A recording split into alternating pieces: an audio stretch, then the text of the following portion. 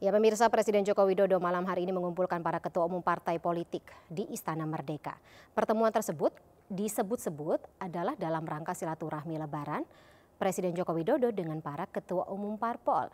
Menariknya lagi pemirsa, pertemuan ini digelar di tengah hiruk-pikuk dinamika politik jelang Pilpres 2024. Mari kita bahas terkait dengan apa makna di balik pertemuan Presiden Joko Widodo dengan para ketua umum parpol yang hanya berjumlah 6 malam hari ini yang diundang terutama.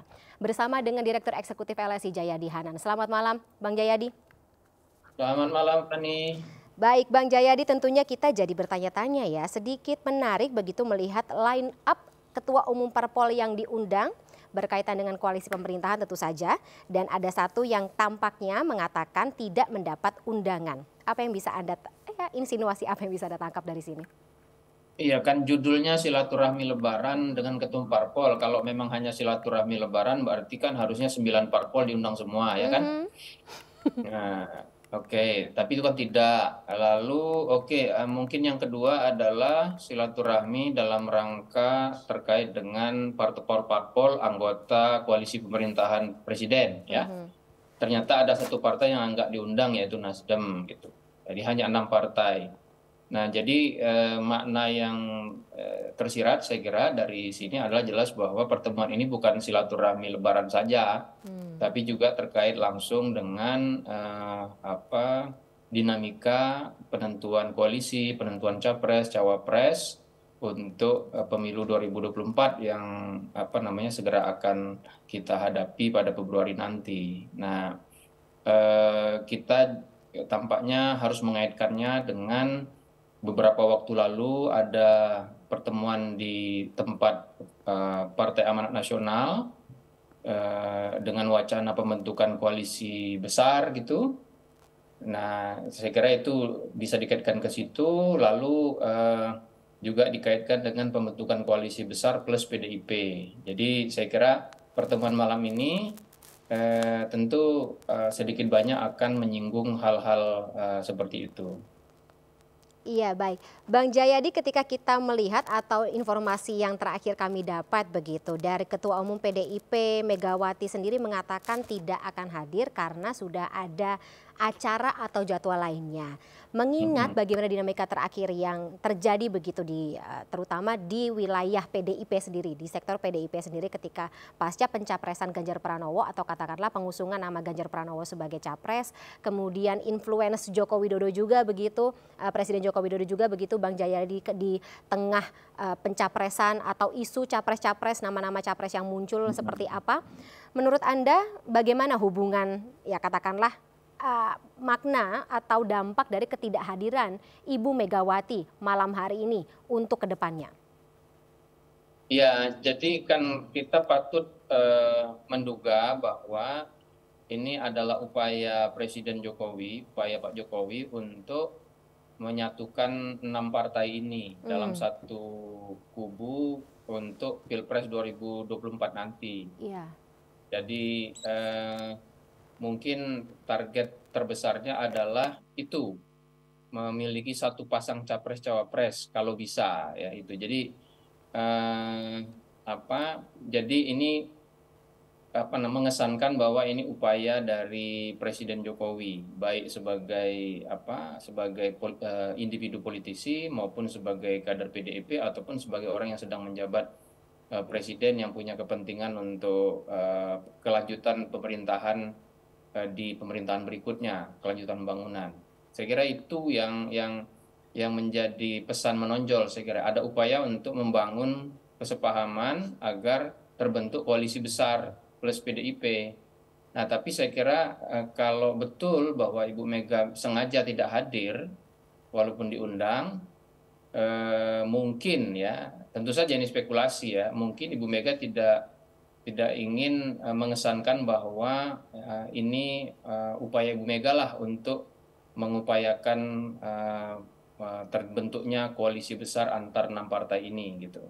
Jadi ini terkesan untuk mengesankan bahwa dia lebih merupakan upaya dari Presiden Jokowi atau Pak Jokowi sebagai seorang politisi yang penting di negara ini yang dihormati oleh semua partai ini gitu.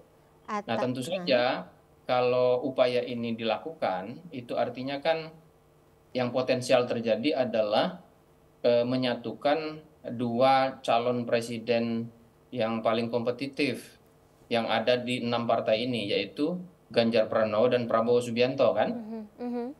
Nah, apa namanya, kalau memang itu tercapai, ya, misalnya menyatukan Ganjar Pranowo dengan Prabowo, entah siapa yang nomor satu, tapi pasti akan bertahan gitu. Ganjar akan bertahan nomor satu, Prabowo juga akan bertahan nomor satu.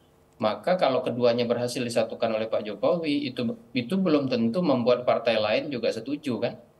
Karena partai-partai lain yang tidak punya capres seperti PKB atau PAN atau P3 atau Golkar, ya itu mungkin mengharapkan dia paling tidak mendapatkan cawapres. Kalau koalisi ini terbentuk hanya dengan satu pasangan, maka yang paling potensial menjadi capres-cawapres adalah Ganjar dan Prabowo gitu, atau Prabowo dan Ganjar.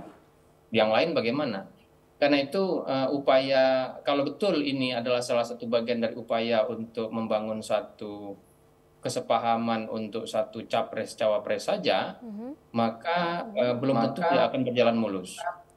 Oke, jadi malam hari ini belum tentu akan menghasilkan sesuatu begitu yang sesuai dengan harapan dari Pak Jokowi. Kalau misalnya tadi Mas Jayadi mengatakan ada keinginan untuk membuat sebuah koalisi besar dan siapa tahu bisa menciptakan pasangan capres dan juga cawapres yang katakanlah memiliki elektabilitas tertinggi.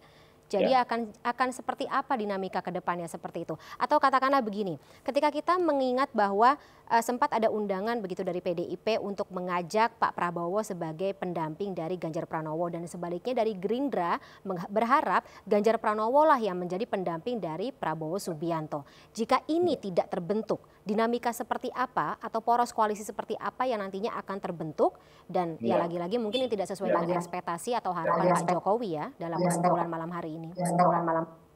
Ya, memang Fani cukup sulit, untuk menyatukan Prabowo dan Ganjar itu sebagai satu paket capres cawapres, cukup sulit ya. Itu akan memerlukan jalan yang cukup mendaki. Karena itu sebetulnya kalau lihat perkembangan baik perkubuan koalisi maupun perkembangan elektabilitas capres cawapres, memang yang paling realistis dari koalisi besar ini, 6 partai ini memunculkan paling tidak dua pasangan capres cawapres, dua pasangan calon, yaitu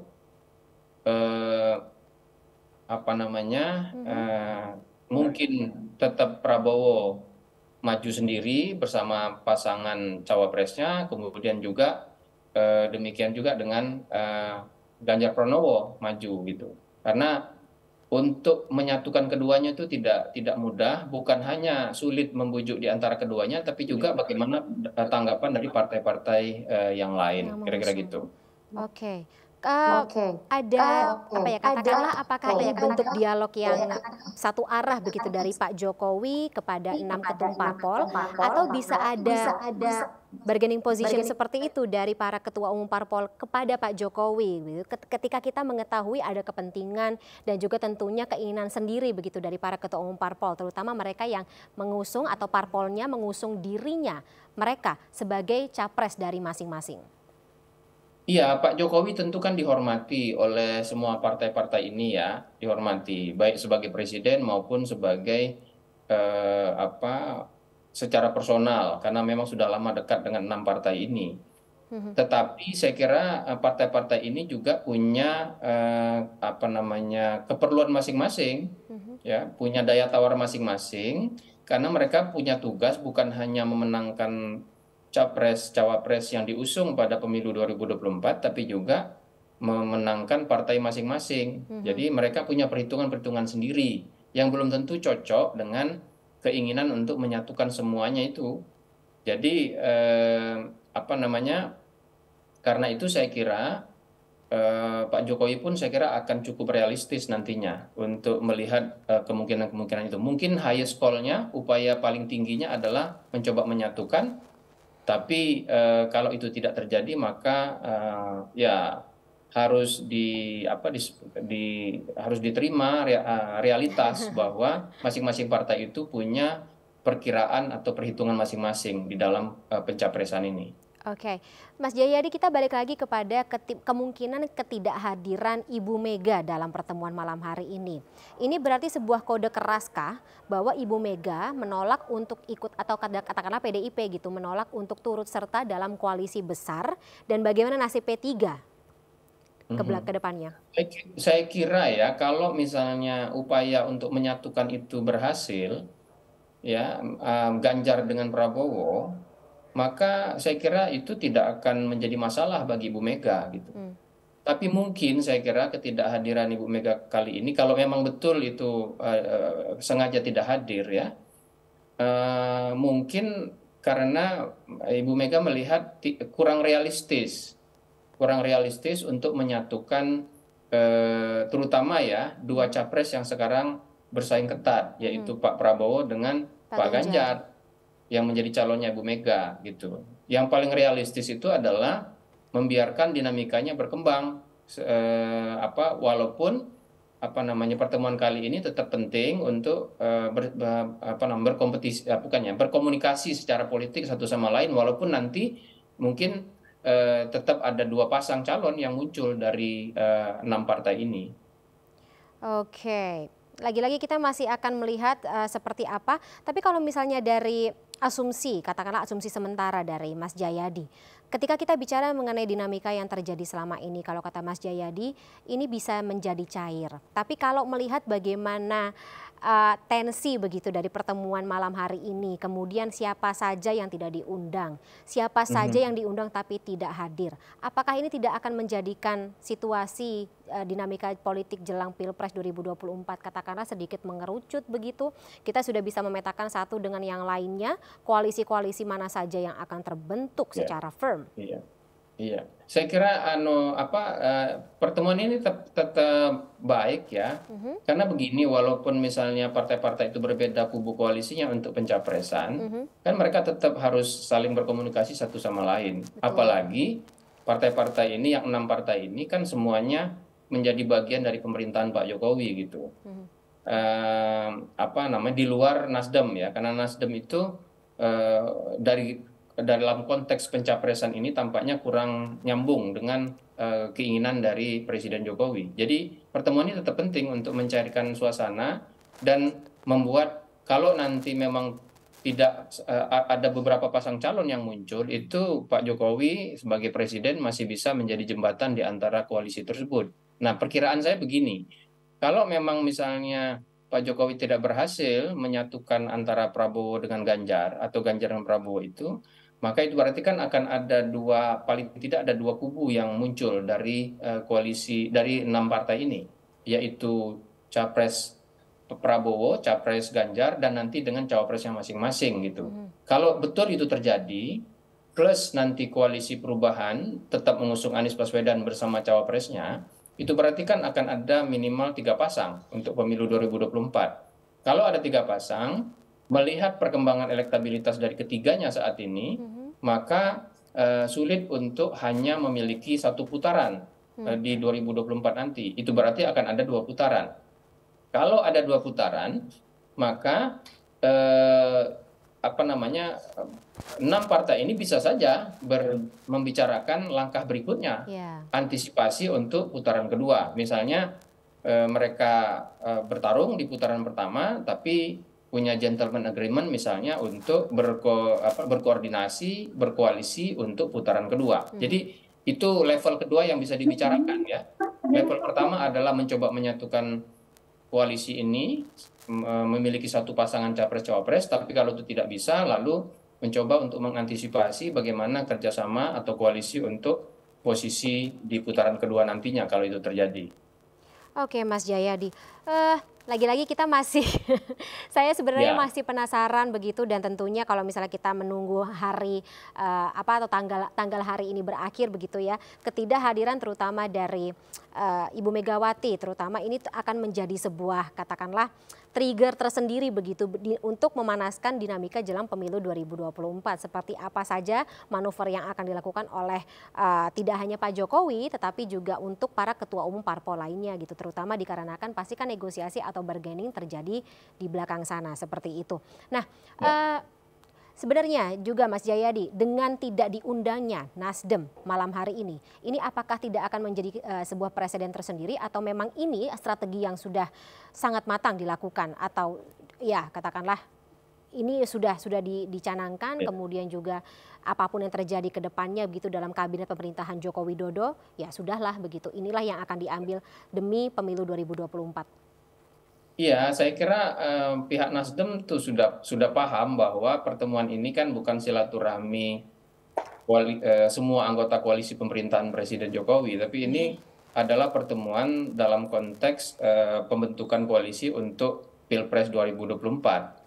Karena Nasdem sudah punya koalisi sendiri dengan calon yang cukup firm, saya kira dugaan saya ya Nasdem sudah paham dengan itu. Oke, Mas Jayadi. Baik, Mas Jayadi, kami juga masih akan mencoba menghubungi beberapa petinggi atau katakanlah dari teman-teman parpol yang mungkin bisa memberikan sebuah insight tersendiri untuk pertemuan yang terjadi pada malam ini. Tapi sebelumnya terima kasih atas informasinya dan juga insight-nya Mas Jayadi Hanan selaku Direktur Eksekutif LSI. Terima kasih ya. Baik, terima kasih Mas Jayadi. Kita ketemu lagi lain kesempatan. Sehat selalu, sampai jumpa. Terima kasih.